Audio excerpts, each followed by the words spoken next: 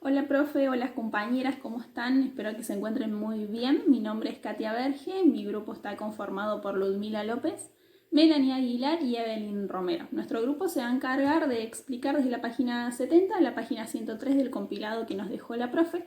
Voy a tratar de ser lo más breve posible porque el tiempo que nos queda es poquito.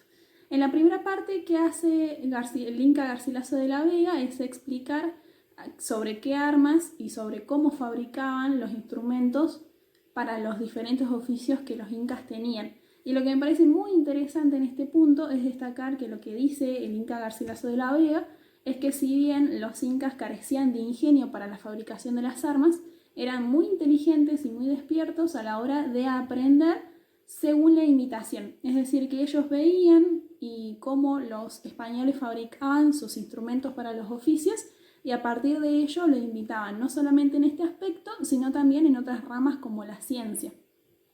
O incluso lo que hace el Inca Garcilaso es explicar que para algunas obras de teatro que los incas tenían que representar, lo que hacían era pedirle a los españoles que ellos les leyeran continuamente una y otra vez los diálogos y así lo memorizaban y se lo aprendían. Esta capacidad de aprendizaje me parece muy importante. Y en la segunda parte, cuando habla de la descripción del Templo del Sol y sus grandes riquezas, el Inca Garcilaso explica que la ciudad de Cusco, o como nosotros la conocemos como Cusco, era el ídolo más importante y que por eso muchos se encargaron de ennoblecerla y embellecerla y llenarlo de riquezas. Tanto es así que el Inca Garcilaso dice que no le alcanzan las palabras para explicar la grandeza de esta ciudad. Ahora sí, los dejo con mi compañera Ludmila, que sigue con la siguiente parte. Hola, soy Ludmila López y vengo a contarles brevemente cómo se casaban los incas según cuenta el Inca Garcilaso de la Vega. Explica que cada 2 años o una vez al año se llevaba a cabo la ceremonia del matrimonio. También aclara que era una estructura muy rígida, una estructura social muy rígida la que se seguía y que no solo tenían permitido casarse aquellas personas que convivían en el mismo barrio, en el mismo pueblo o en la misma provincia. Es decir, que no podían casarse si eran de lugares diferentes. Esto era así para preservar el linaje y no confundir las naciones. También explica que de manera similar había una estructura y una organización jerárquica al momento de labrar y trabajar la tierra. Por ejemplo, explica que se comenzaban a labrar aquellas tierras de las personas que eran viudas, de los huérfanos, de las que estaban enfermas y de los ancianos. Y se iba terminando, se finalizaba después con la labración de la tierra del rey. Este trabajo sobre la tierra se realizaba con gran benevolencia, con alegría. Las personas se elegían los trajes y las vestimentas eh, que utilizaban también en las fiestas solemnes.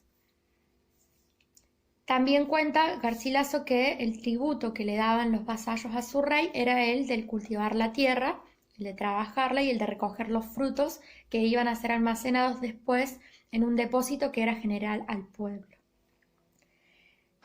Resulta interesante destacar que se trabajaba al último la tierra del rey porque decían que la prosperidad de los súbditos redundaban en el buen servicio que iban a tener ellos para con el rey. Hola, mi nombre es Aguilar Melanie y voy a abordar el apartado sobre vestimenta, calzado y armas. En este se señala que las ropas se podían hacer tanto de algodón como de lana y el material dependía de la zona en la que se encontraran. En aquellas zonas más frías la ropa iba a ser de lana y en aquellas zonas en donde no necesitaran tanto abrigo la ropa iba a ser de algodón. Se producían distintas piezas y también estas se utilizaban dependiendo de la clase social. Los vasallos utilizaban de un tipo y las personas de sangre real tenían ropas especiales. En el caso de los zapatos, estos también se producían dependiendo de la zona, ya que se necesitaba una madera especial, que es la de cáñamo, y aquellos territorios en donde se encontrara más esta materia prima eran quienes se iban a encargar de producirlo. Lo mismo iba a suceder con las armas. Aquellas zonas en donde tuvieran mayor cantidad de materia prima se iban a encargar de producir ya sea arcos y flechas o lanzas y dardos. En cuanto a la repartición de estos elementos, se producían dependiendo de qué elemento era el principal en esa zona. ¿Qué es lo que quiero decir con esto? Que aquellos pueblos que se encargaran principalmente de la agricultura iban a rendir como tributo las cosechas, y aquellos que se encargaran de la vestimenta harían lo mismo.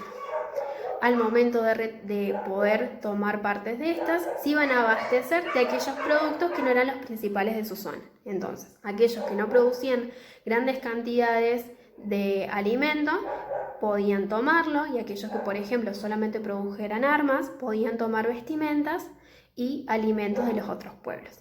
De esta manera se hacía toda la repartición de manera equitativa. En cuanto a aquellas personas que no podían rendir tributos, ya sea porque fueran adultos mayores, huérfanos o viudas, estos se les pedía un tributo que la verdad me pareció muy chistoso y que lo tuve que leer varias veces para asegurarme de que estaba entendiendo bien. Es un tributo de piojos. Y cuando hablo de piojos me refiero a los bichitos del pelo de la cabeza. El propósito de pedir este tributo era promover la higienización entre estas personas.